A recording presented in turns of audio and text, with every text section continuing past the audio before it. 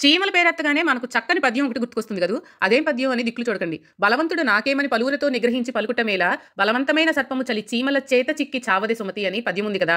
చీమలు ఒక్కొక్కటి కాదు గాని కలిసి కట్టుగా దాడి చేస్తే చూడండి బలవంతమైన సర్పం గతి ఏమైందో. చీమలు చాలా రకాలున్నాయి. ఎక్కడ చూసినా పుట్టలు పుట్టలు ఉంటాయి. పుట్టలుగా ఉండడమే కాకుండా ఆహార సంపాదనకు పోయేటప్పుడు చూడండి ఒకదాని వెంట ఒకటి వరుసగా పోతూ ఉంటాయి. ఆ వరుస తప్పటం అంటూ ఉండదు.